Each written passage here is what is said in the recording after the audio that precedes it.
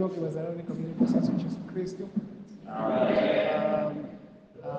Sithemba ukuthi ngiyangizwa, nginenkinga, indlebe yami ayizwa kahle. So angikwazi ukuyikala ukuthi khona le mic kade iphethe ubongusa kanoma.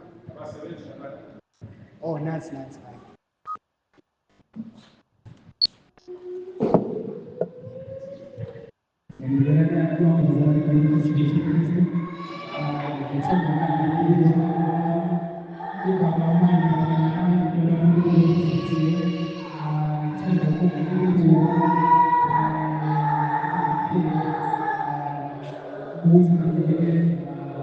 Ngomunye wabazodlulisa izwi kube yinkathalo ukuthi ngizolala ku-2026 ngidlula ngapho. So kusakhulu nalokho futhi kuyathusana ngoba ngijwayele ukunganakazana.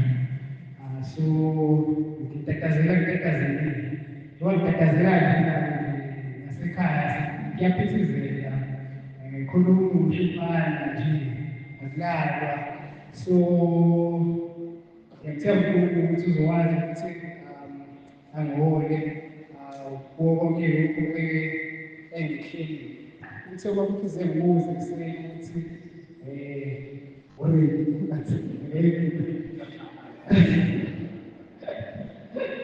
ukuthi uzozali ngikukhulele ngishaya yabona.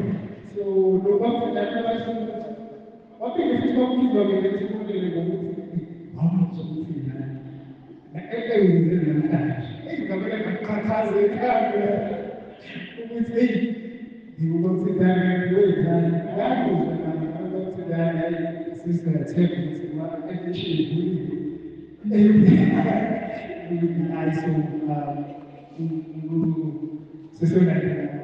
sesonakelayo.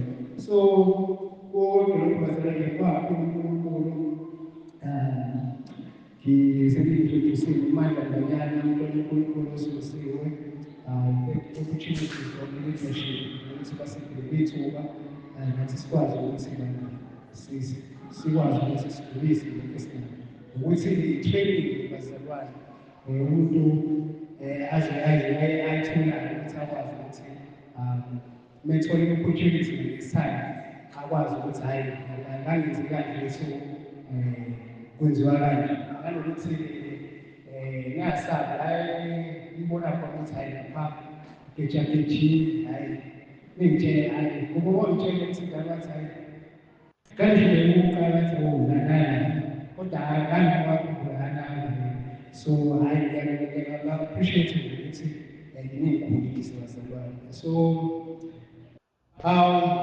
ngikhule eSilenge, ngikhula nje eSilenge. Isitori sami ngithanda ukushare kafishane bazalwane before ngidlulise lokhu enginako. Ngithole opportunity ukuthi ngihlale ngomkhosi before kuphela unyaka. So siyaxoxa kuyangishayela ngempilo yakhe nami ngiyamshayela. So ngisi-out nje kwenye indawo. Sengiyabona ukuthi yazi umuntu kusile kumele ukuthi abe nobhuti abazohamba naye enkosini because sinabo abangani like esithi sakhula nabo abantu esibahleze abangaphansi. Kumnandi kakhulu bese ukhona ubhuti osenkosini ukuthi ngihamba naye ekwazi ukushela konke ngoba khona lokho esingakusheli nabo labo abasezweni. Nangakhona futhi sisuke senzela ukuthi bakubone uNkulunkulu ngathi njengoba thina singakwazi ukuthi sibahlomule but ungikhombisa uNkulunkulu ukuthi hey uNkulunkulu uyahamba nami nanokuthi ngayo zonke i-opportunity engitholayo umtshele ukuthi hey uNkulunkulu lo ohamba nami kuwo konke lokhu kubonayo ubona amandla ami. So umuntu akhulele eSilenge-ke ngikhulela ku-one room ngihlala noma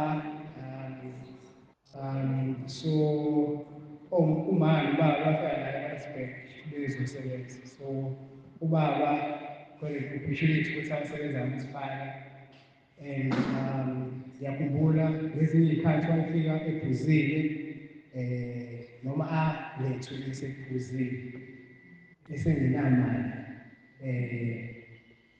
ngenxa yotshwala. So nobhuti wami namanje usabonga utshwala ngiyakhulekela nomndeni wami ukuthi naye ngiyamthemba uNkulunkulu ulandelela ngayosizakala. So umuntu akhuleke aqala uma esonto ezawoni athenge ezawoni balokho-ke ngahamba ngawo wathenga emarumeni. Then emva lokho umuntu athenge emarumeni waqala wezwa ngoJesu, but ukuzwa kwami ngoJesu kahle kahle wezwa kahle ngaye ngoba embaleki sasiba nema-prayer ngabo-Wednesdays. So Mr. Tsingaleka wayelida leyo nkonzo, so kwakukhona wayeshumayela phinde asiphinda nathi uphenyo kube nesithulo sama-testimony. So lapho ngangezwa uJesu ukuthi uJesu kuwo konke okusekwenzile njengomfana konke okwenziwayo khonela esinenge nje ikhonza emarumeni ngiyakwenza konke free. But uNkulunkulu wayehamba nami ngaso isikhathi engikhombisa ukuthi unami noma ungecebe endlini yami. So emva lokho uma wami ohlala emakhaya ngasala ngaqhubeka ngasebenza and ngenza ama-decision abhedayo ngendlela yokuthi ngase ngiyivumela izinto ngendlela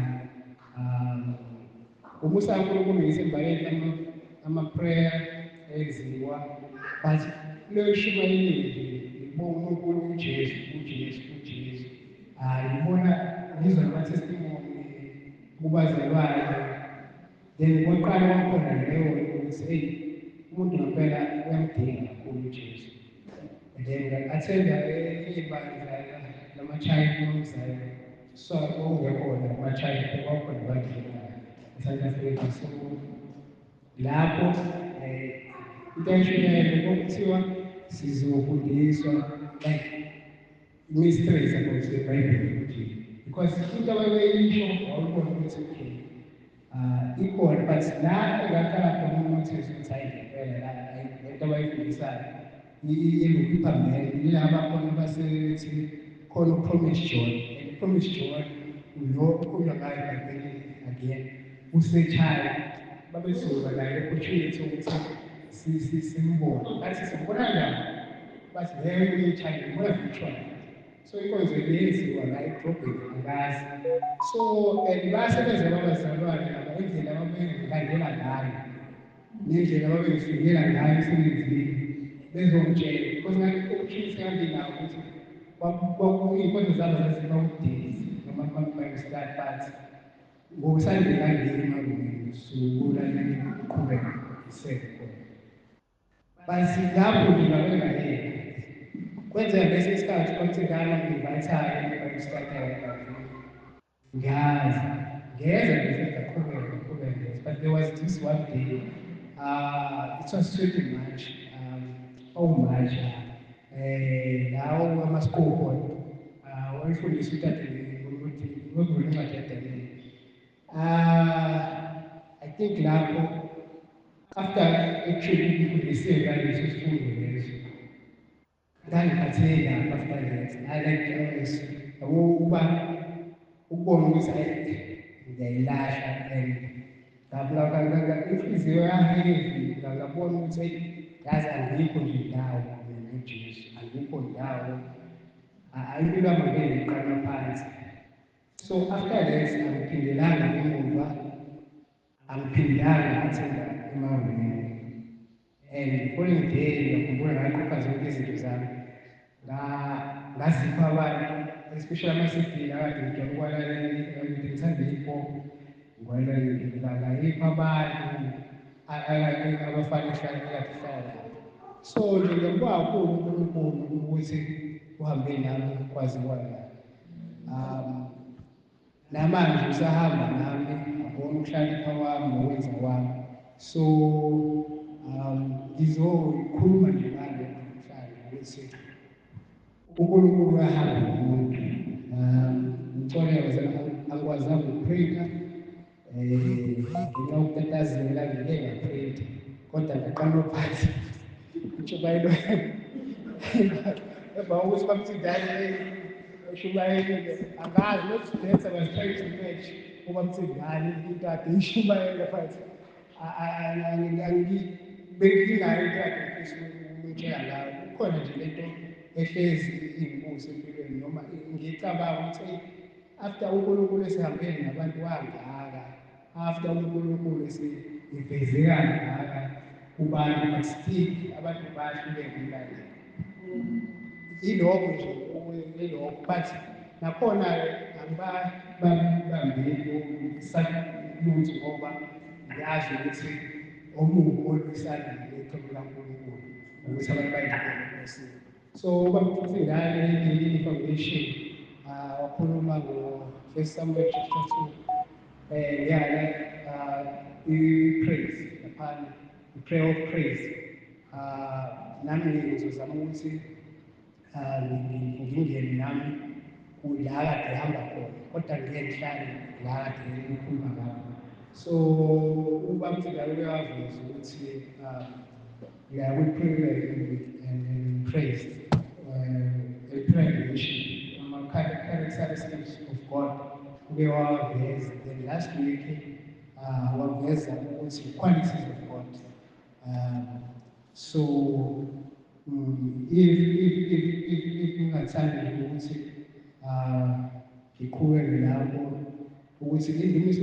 came after she prayed continuously, having faith in God Almighty.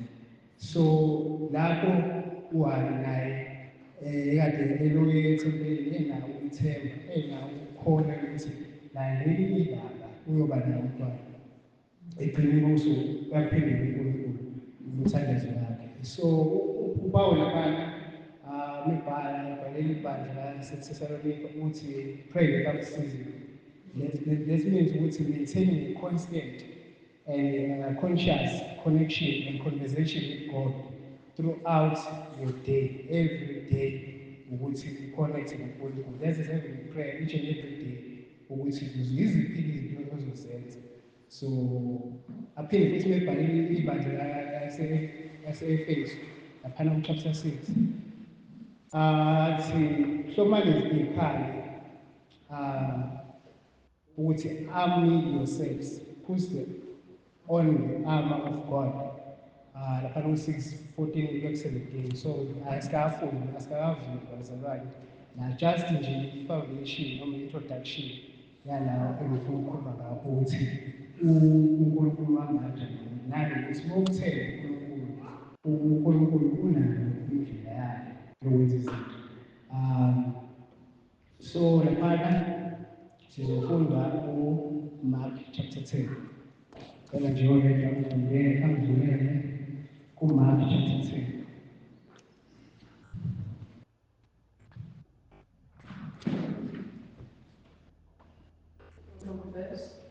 Sizokhala ku-46.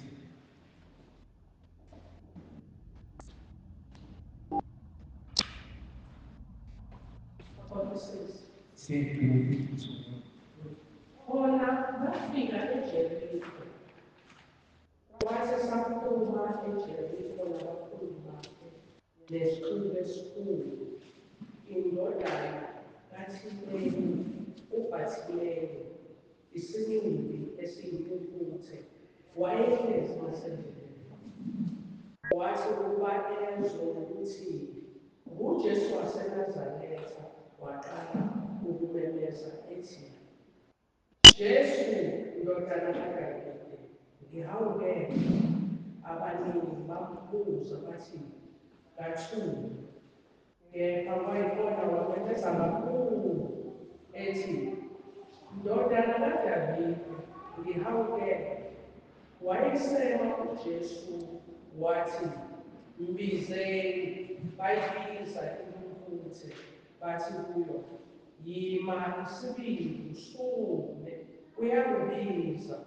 Yayisilahla ingubo yayo yagxuma yaya kuJesu. uJesu washo kuyo wathi, ufuna ukuba ngikwenzeleni na? Impumputhe yathi kuye, Rabuni, ukuba ngibone. uJesu wathi kuyo, hamba ukholwa kwakho kusindisile. Yayisibona khona lapho yakulandela endleleni. Siyabonga izwi lakho, siyabonga uNkulunkulu wethu omhlahlandlela okuyilona Nkosi elisifundisayo, elisiyalayo, elisiqondisayo, senzela konke Baba wethu. Khuluma ngalo lapho usizo umntwana wakho esakhona phambi kwethu, yima naye bamuqinise konke ungukuhlala uvela kuyo egameni leNkosi yethu Jesu Kristu. Amen. Amen. So good. So, the topic here, it's courage, persistence to hold on. Courage and persistence to hold on. Ukuthi ngizama ukuthi ngivuselele kwabakholwayo sezizwe ubufakazi obusithintayo ngendlela emangalisayo. Siyezwa abazalwane baminingi emthembeni bakuveza ukuthi uhamba nawo uNkulunkulu indlela yonke. So ufaka nje banhlanje buvele bayivala bayiqeda ukuntshumayela ukuthi uhamba nabo abazalwane abakholwayo abamamukeli. So ilapho ukuthi ngizama ukuthi kulokho nalowo kade secabanga ukuthi ahlehlele emuva nalowo obona ukuthi izimo zakhe zinzima in such a way ukuthi iqeda nendaba yokuthi akwazi ukukhuleka abone ukuthi i-courage ne-persistence iyona edinga ukuthi aqhubeke.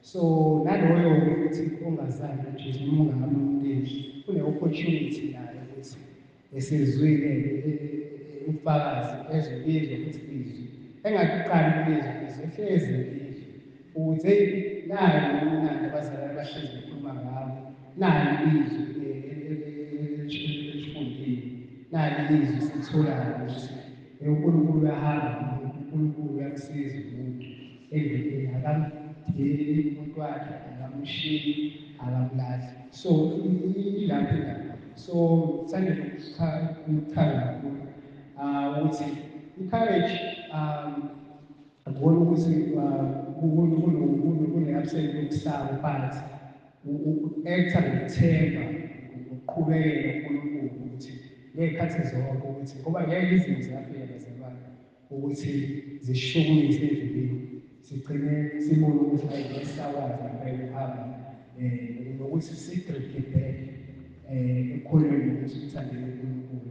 But ukuthi abazalwane baqhubeke babe nesibindi sokubambelela ezwini laNkulunkulu noma abe izimo zinzima kanjani, abe izimo zibuhlungu kangakanani.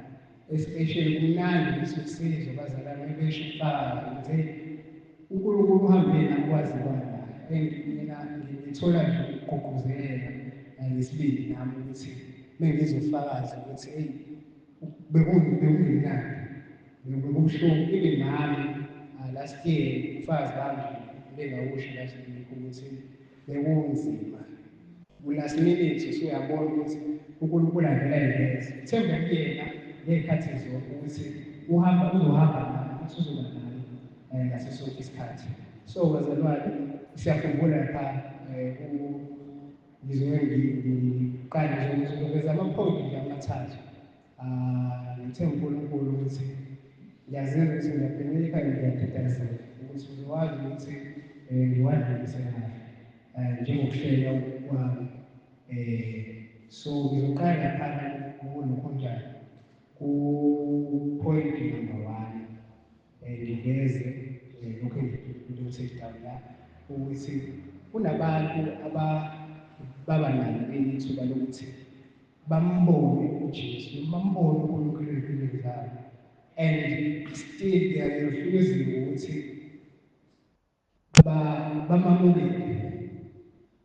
bamamukele njengenkosi yomsindisi.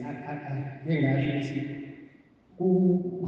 kunokuvele kube for such a long time nami ngiyakhumbula ukuthi kwakuhlezi ngitshela uJesu ukuthi okay, uyamazana noJesu ngisemarumeni, ngithi hhayi ngoba ngiyakhonza ngiyazana kodwa nginga-understand ukuthi bani uJesu. yabo, but kukhona lokho ukuthi uyabulisa uJesu but awufuni ukumamukela, yabo, uze ube umntwana wakhe. So some abantu they encounter uJesu ngempilo zabo emakhaya, babone uNkulunkulu elapha abantu noma abazali, babone uNkulunkulu ebaphathisa, because nakhona ukuvuka nje ukuvusa uNkulunkulu ekuseni akubona ukuhlakanipha kwawo, ulokho nje ukubona kufanele ngabe kuyakutshela ukuthi ayingeke yazi uJesu ngamthatha uJesu uyena akubona amandla lokho nje ubhuti. So uhluleka kanjani ukuthi umamukele uJesu ngoba kukodwa ukuvuka nje ekuseni kangakanani ukuthi uyaphila ohambe kanti mhlawumbe noma uyaphila but uqonda ukusebenza kahle, ufunda esikoleni right, uyasebenza, unemali, yabo, you can afford izinto zonke noma uNkulunkulu uhamba nawe kuyintshumayelo ukubona before nje uthole intshumayelo ukuthi hey uNkulunkulu ukhona. Abanye abangakhona abantu i-pronounce yona le nto uNkulunkulu, but most of the time manje ukuthi ebasizini basekhaya no abona abanye nalowo muntu usuke esaseyinkukhu nje ukuthi usakholelwa ebandleni nakubo, but ukuvuka nokuthi ezinye izinto they-confess abanye abantu hey uNkulunkulu ungisizile, uNkulunkulu ube nami, kodwa still abakholelwa kuNkulunkulu. Yabo, kunentungane nje ekhona la abantu ukuthi hayi asiboni siyabona uNkulunkulu ngesilisa but asifuni ukumamukela ukuthi asibone thina, asifuni ukumamukela ukuthi sibe ngabantwana bakhe. So nje ilapho indaba point number 1 ukuthi there is a witness, umuntu point number 1 there is a witness of the witness of the person ongabonayo uJesu but angamamukeli. Sizokhumbula laphana ku-Exodus chapter 7 noma singafunda throughout nje u-12 uFaro wawitnessa 10 undeniable ama-plagues. He saw God's power but only the day with God. He wanted the flocks to leave but he didn't want the king to stay empilweni yakhe. Kuningi okwenzeka lapha uFaro but waqhubeka yaqina inhliziyo yakhe. This is power of God engenzekile umuntu ukuthi mina ngamanje ukuthi ngenze lokho but still wena uwumuntu uJehova ngokwamukela uJesu. Ngiyakhumbula laphana uDaniel chapter 3, my favorite book, because kwakuvuleka ngencwadi uDaniel lapha masibukho ngesikhathi ngizwa ikhuluma nami. Unekapuleza wabona i-foreman esekhulumile ngawo utata leyo ndawo. Foreman in the fire confessed, as I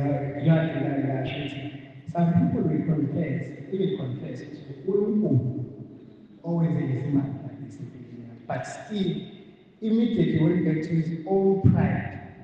So umuntu ukuthi akafuna ukuthatha uNkulunkulu okuwukuthi there is pride, kodwa ngisasho ukuthi mina kusuke kuyinkomo nje ekhona ekuyena, angazi iy'nkolelo ey'thile umuntu akuneziswe ngazo ngozinaleyo ezilunji ephethe impilo yakho ukhule wenziwani.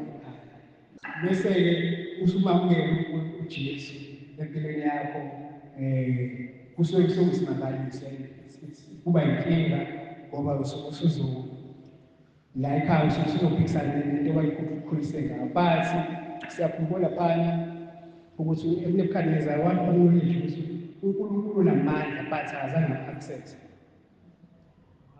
Siphinde futhi siye laphana kuMark chapter 10 ngisho ngasilaa nje just ukuthi ngiveze point number 1 abantu abakumnisayo uNkulunkulu but still bangamamukeli.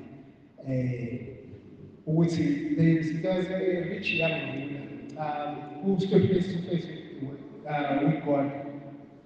He wanted eternal life, but his faith failed when it touched his wallet. Mark chapter 10, 17 to 11. Kodwa ngiyangani masisifunda bazalwane.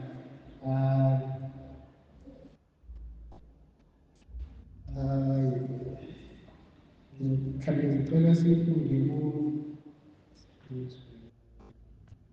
lapho esesho uJesu ukuthi yinto efaneleyo ukuthi because this validation wayithola ukuthi wenza konke kahle wambona futhi namandla kaNkulunkulu I'm sure ukuthi wezwa nangaye but still wangafuni sicela noma siqala isibongo seliphi cela nje uku-eda ngifundile sengethulile ekuphumeni kwakho endleleni umuntu wagijimela kuye waguqa amadolo phambi kwakhe wambuza wathi mfundisi omuhle ngiyakwenzani ukuba nendlela ifa lophilo phakade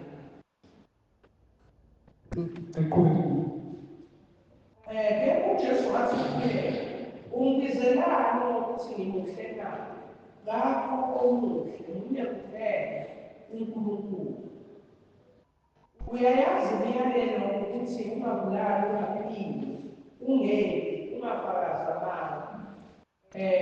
amanga ungamamuki umuntu utho yazisa uyihlo nonyoko kepha wathi kuye mfundisi konke lokho ngikugcinile wasebusheni bakho uJesu wayesembheka emthanda wathi kuye usasilalelwe yinto inye hamba uthembise labo bonke onakho uphe abaphofu khona uzawuba nephupho ezulwini uze ungilandele kepha wayokubamba ngale nkosi wamuntu edabukile ngokuba wayenegcebelele uJesu waqalaza wathi kubafundi bakhe uNkulunkulu kangakanani kwaba nomnotho ukungena embusweni kaNkulunkulu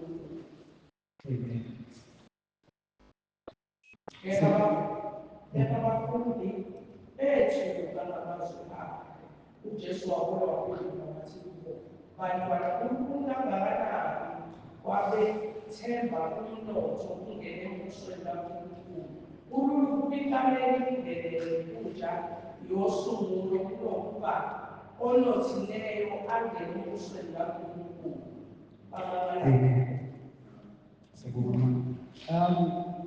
another rich young man owahluleka ukuthi anikele well imali nokufuna izinto zasezweni but sengiveza nje ukuthi indlela ukuthi abantu ababona ngayo uNkulunkulu empilweni zabo abezwa ngaye kubantu but still ba-refuse ukuthi bamlandele kubuhlungu kangakanani ukuthi ubone ukuthi umuntu usekubone konke even nasemakhaya ethu bayasibona each and every day ukuthi asiyiphileli kodwa sibuswa yinkosi uJesu even everything esiphilisana nayo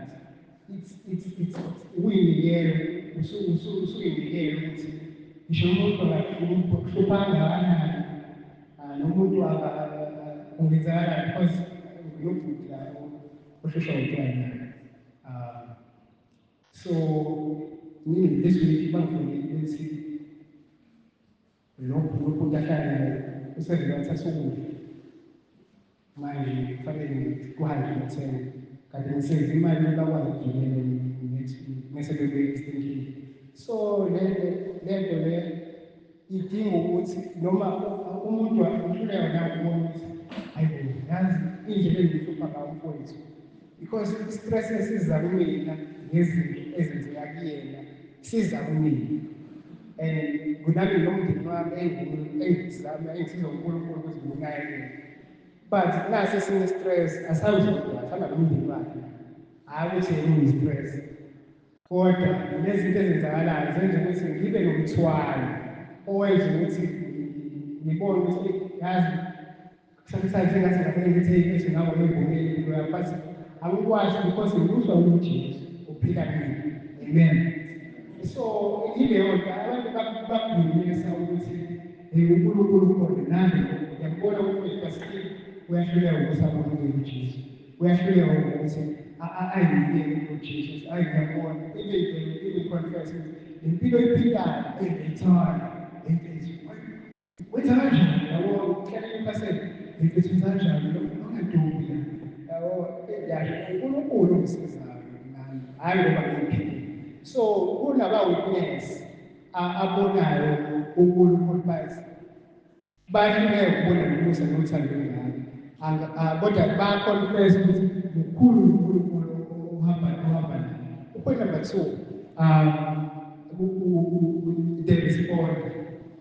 the respond kunabantu ngomusa kaNkulunkulu and the grace of God ayenza ukuthi kube khona ngempela abantu bamukele uJesu. Ngesikhathi esafunda ukuthi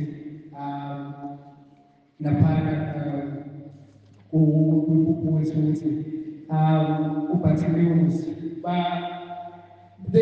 bazama nokuthulisa balaphana kulesifonelezi be quiet.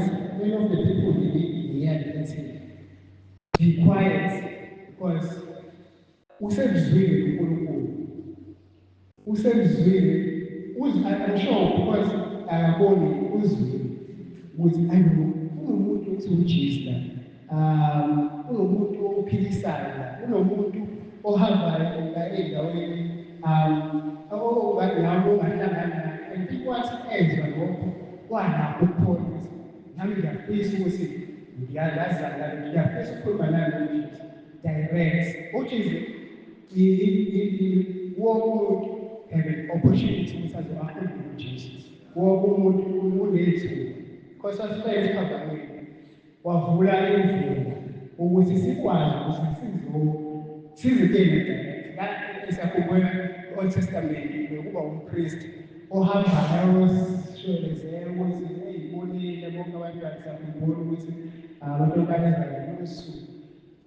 babephila ngendlela yabo bembona abanye abantu abezilezayo example ukuthi bambone uNkulunkulu basefake ukuthi bakwazi ukuthi babe obedient kuyena bamlandele babeqalela izinto zabo befuna ngendlela yabo. But kwathi la khona uJesu esesifele esiphambanweni sane-opportunity nathi ukuthi sikwazi ukuthi siyele ngqo direct ukuthi siyakhuluma he's our friend each and every day nawahlala uxoxe each and every day uhamba nendleleni uyakhuluma naye kumnandi kangakanani bazalwane ukuthi we have a best friend owuJesu owuNkulunkulu more than anything ukuthi ukwazi ukukhuluma naye ukwazi ukuhlala naye uyamlalela izwi lakhe because ukhuluma to-us izwi lakhe ukuthi ufunani nathi and through abazalwane besifundiswa ukuthi bazalwane nansi indlela athele ngoBhayibheli sifunde kabanzi ukuthi iBhayibheli lithini because nakhona abanye asebenzisa iTestament nathi sikhuluma ngempilo sinemusayo nenhlanhla ukuthi sisebenzele hayi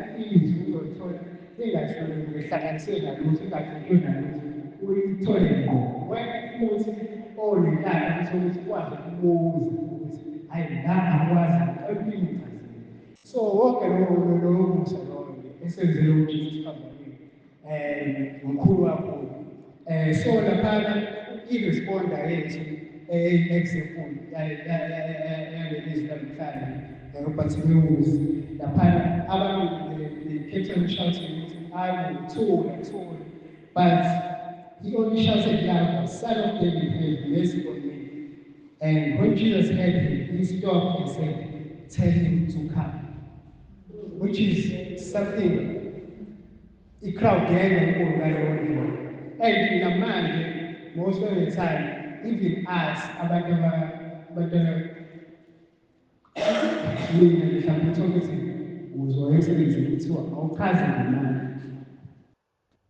uzovela utshele ukuthi loyo thina ukuthi sometimes sibloka abantu abafuna ukwazi uJesu ngendlela esikhuluma ngayo ngendlela esibaphatha ngayo even lezinto esizenzayo even izinto ezincane esingayiboni but mesifike la ebandleni noma la bazalwa hey praise the Lord zalwane athi akuyona indlela leyo ukuthi bezalwane esiyiphansi kuphela.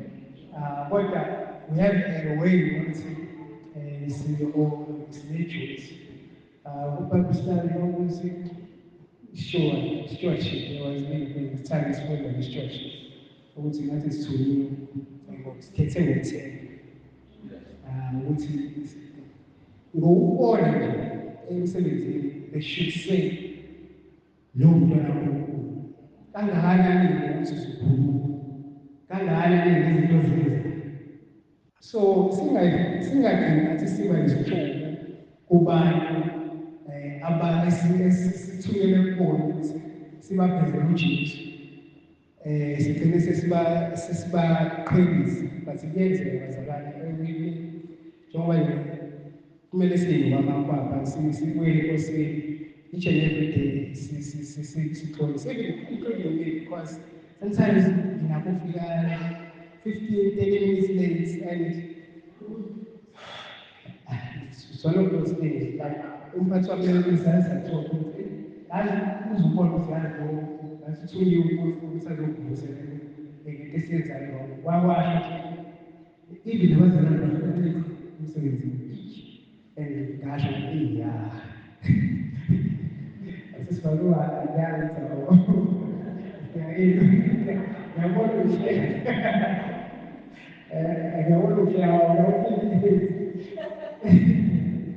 besithi ngani awukho nje ushaya.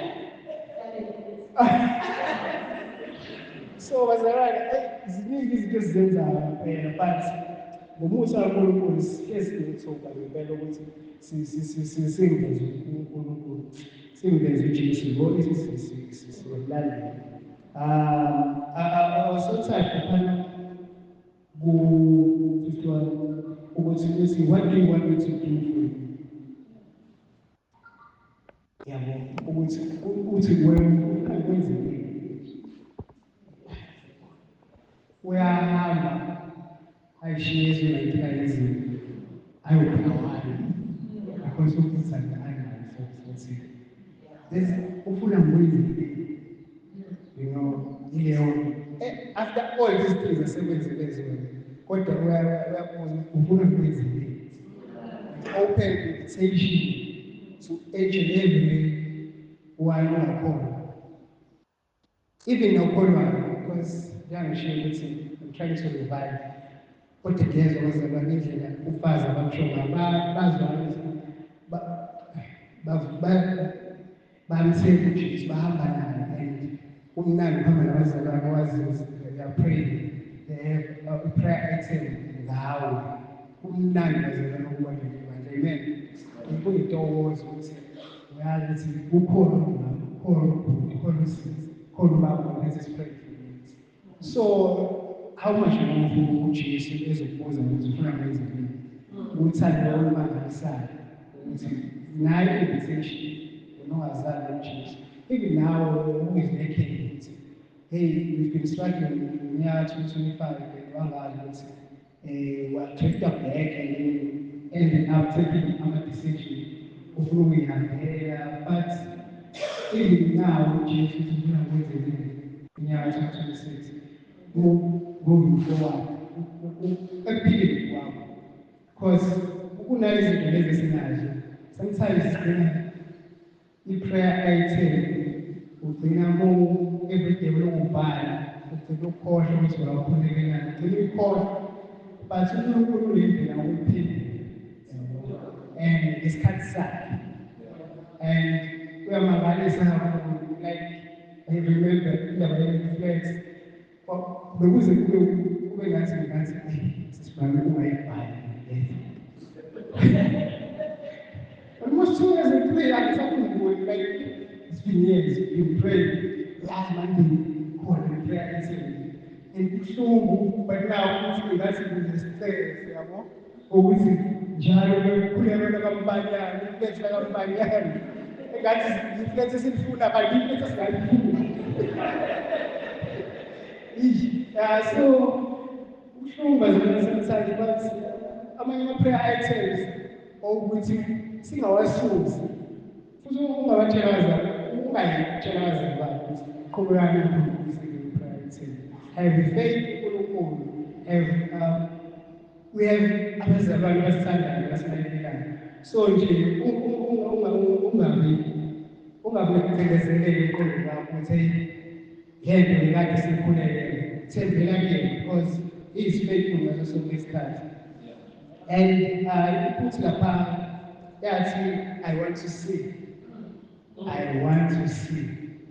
One thing ekade ihlupha ayikawuthi sabe nayo ngokubuhlungu kakhulu.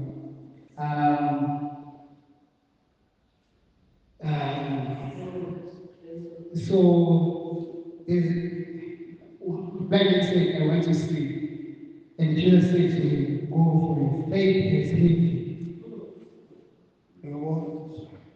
Now, umuntu uzwa ngoJesu uyaphilisa uyasindiza.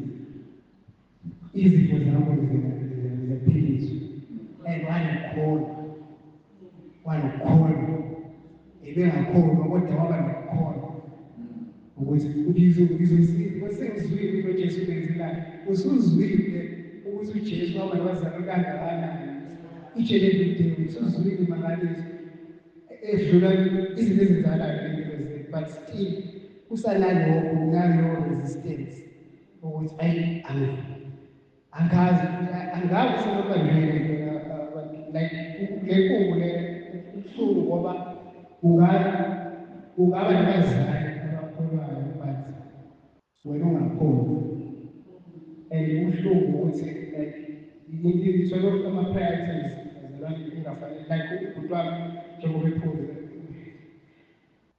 I think angifani nobakwakhe kodwa ngibubhuti wakhe because yonke izinto like angikwazi ukucabanga ngiyamcabanga naye nami umndeni wakhe. And kwesinye isikhathi umuntu ngilala awuphelele nawukhona but ngiyamthemba uNkulunkulu ukuthi ngelinye ilanga naye umndeni like emakhaya lezi kuthiwa bakhona iy'nkonzo umndeni wakhe ziyaletha iy'nkonzo ukuthi uthandaze. Ngajabula kakhulu and befika la sesilele manje. And njengoba kusuka kwenzakala bangayidla yonke imali emakhaya befika la kwenzeke isilele like umuntu angazi ukuba phela wewebhilidi nosukhula uzothi asengisisiteko yabo kumele isikhetho kuney'nkomo yabo amjwayele ukubona lezo zinto. Kuyala into ezothi wow nabo ngiyadideka ufuna ukuspenda yonke imali but nje nakhona leyo nkulu leyo but ubuhlungu ukuthi umuntu abe nethemba ukuthi naye ngelinye ilanga uyobona umusa kaNkulunkulu nomndeni wakhe nawo ungasabi ukukhuleka nokuthemba uNkulunkulu. After Bartimaeus eselokhunjaleni esitatimeni could see and he followed Jesus down the road. Ivesi lokugcina lapha lisho njalo. And 53 ithi and Jesus said to him, go for your faith is healed you. Instantly the man could see. Instantly the man I think now ukwenzela wathi go for your faith is healed you. After they say you kwaba wabona switch like yakhala inside. I think kwenzani wabona inside and iyayenzeka lapho wamlalela uJesu. Ukuthi angizange ngifune angizange ngifane phaa konke ukuthi wathi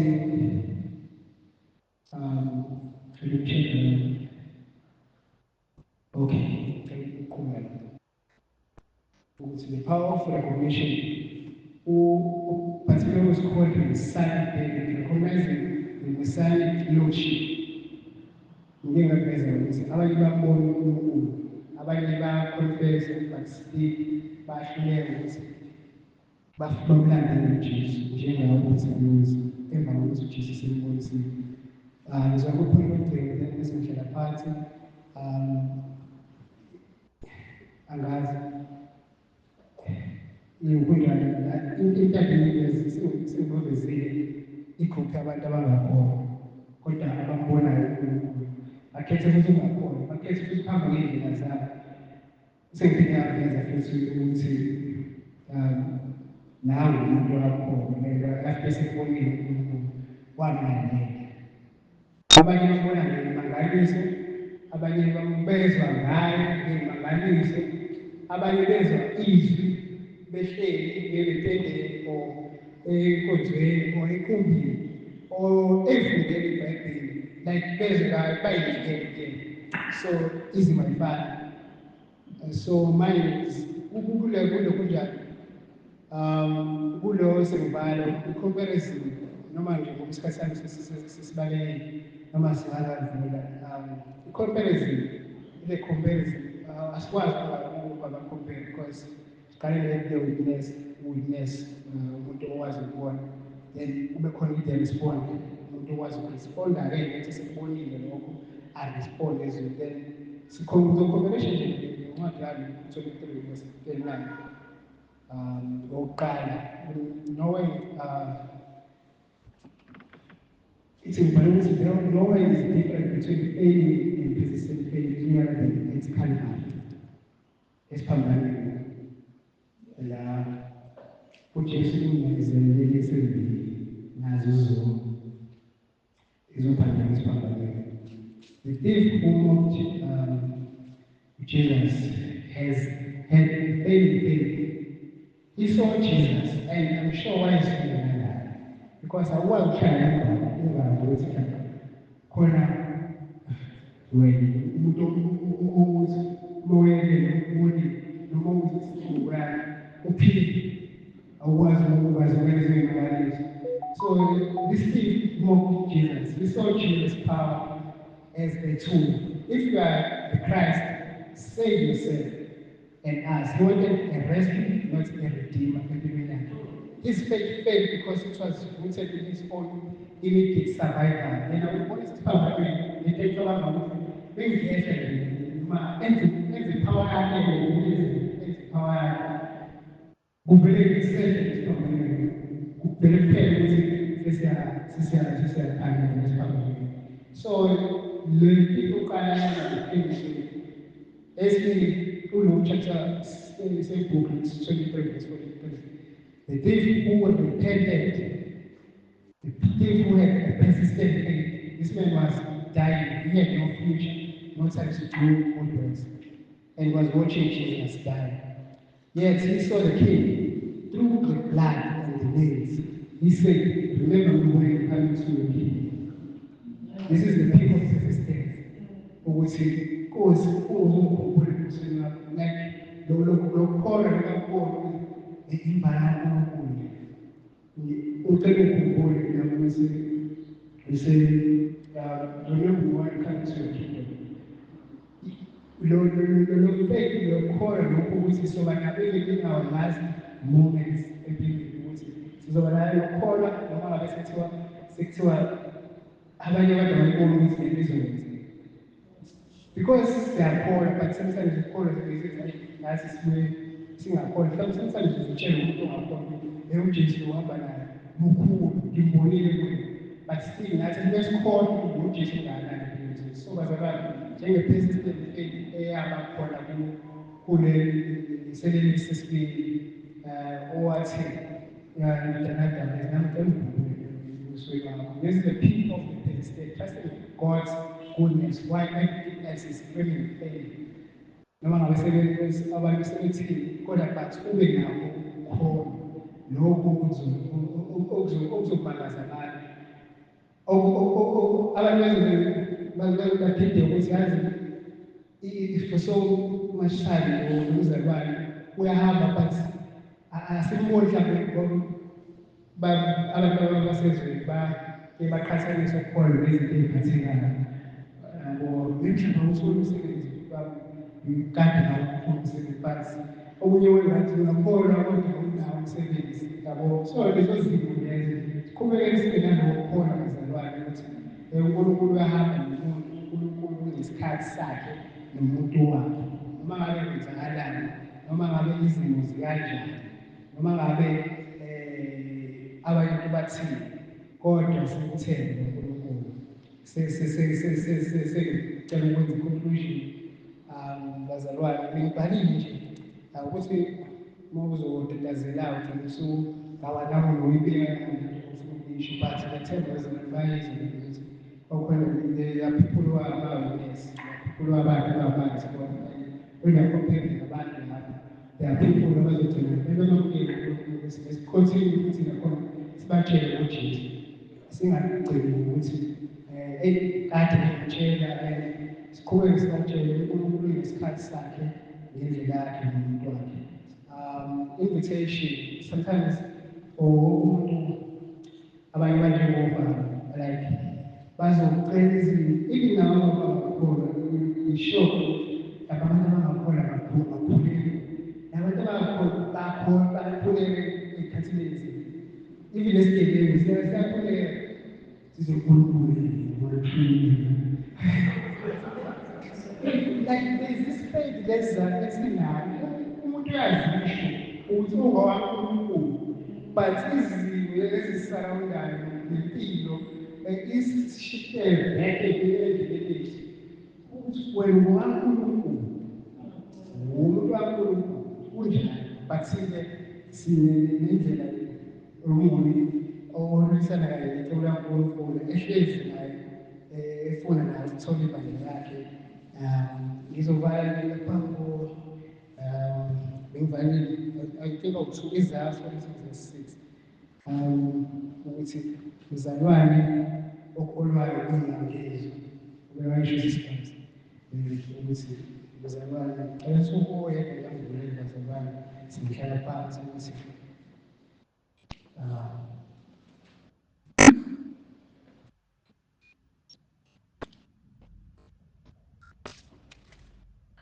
Isaiah 46:6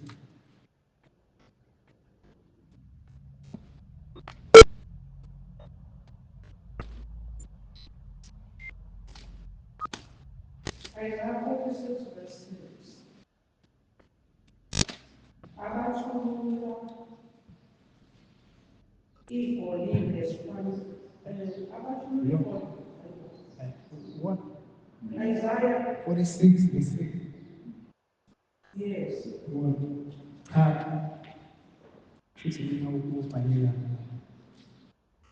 kodwa kama bazokhumbula ukuthi ukuzama ibhala ukuthi grey hair angazi ngibone Oh, verse 4. Yes.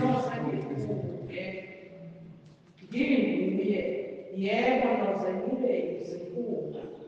Ngiyawunithwala, ngikwenzile lokhu, futhi ngiyakunetshatha, yebo, ngiyakunithwala, nginikhulule. Who is like our God? Akekho ufana noNkulunkulu esimkhonzayo. And ama-promises akhe wonke asencwadini zindaba.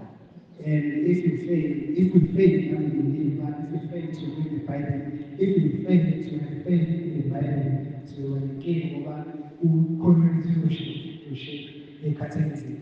But uNkulunkulu ama-promises akhe like asezweni lakhe uyezwa ukuthi ngisho noma ngabe kwenzakalani lowa uNkulunkulu akanqotshwa siyayazi akanqotshwa ngisho angazi mina sobazalwane let's have faith in God uJeremiah in7 ingathi ukuthi faith blessed is the man who trusts in the Lord. Kunesiphoso sesithembile uNkulunkulu ngoba kufanisa nesihlahla ukuthi ibandla lakhona lishone phansi ukuthi ngekhathi lapho ilanga liyashisa ezinye izihlahla betshala cancer by but when you are surviving through ukuthi uthola ulapha emthonjeni wamanzi akuphila akujiki. So let's have asambe bazali singalokukholwa singalelithemba uNkulunkulu singalesibili uNkulunkulu. Let's have courage, let's persist ekuthembeni uNkulunkulu. Sengibhayile ukubhekana leli verse ukuthi Ngaphezu kwalokho siphinde sibe nofakazi laphana ku-chapter 11 kuma-Bible, great examples of faith. So sengakuni lethu ukuthi sinofakazi faith is the confidence that we have, we hope for, for we actually happen. It gives us assurance about things we cannot see. Through faith, the people in days of old had a good reputation. By faith, we understand that the entire universe was formed as God's command. That's what we now see did not come from anything that can be seen. So faith, siqala lapho ngesifo ukuthi but abe more acceptable offering to God.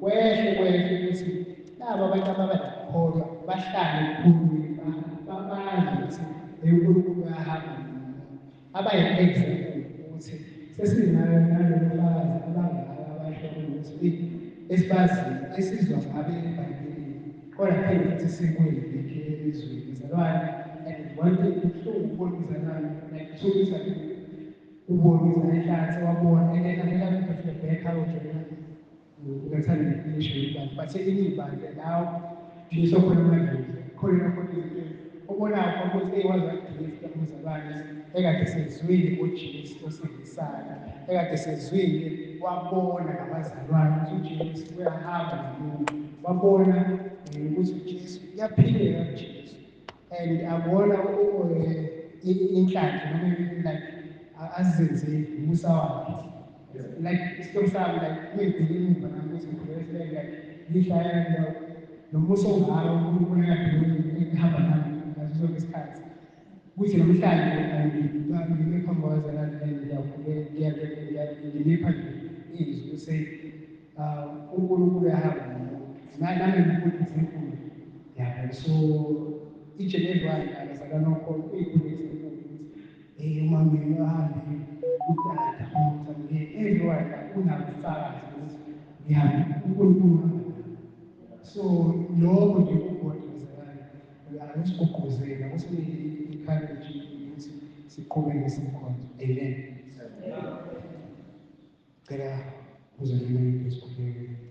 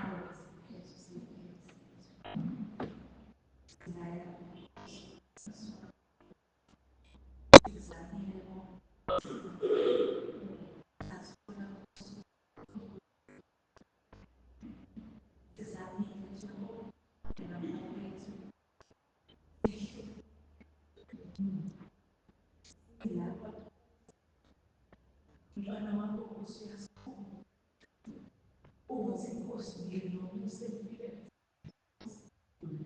Singilapha Nkosi yakho basezakahle siyahlekela Nkosi Nsuku. Kodwa wena baba singilapha Nkosi ngoba kuNkulunkulu wesimanje. Siyakucela Nkosi yakho Nkosi amandla Nkosi.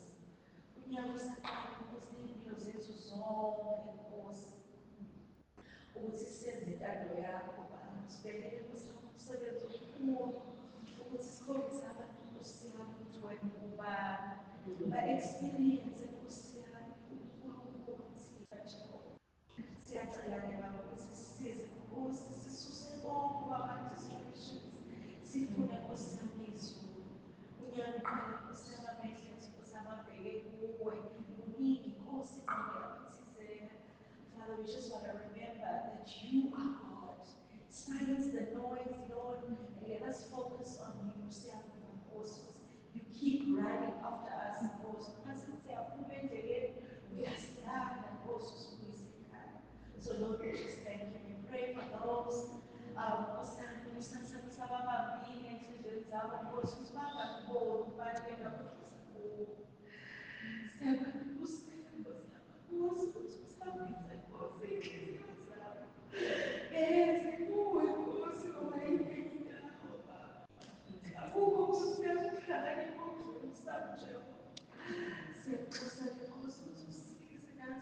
Baba, example amahle kubo ukuze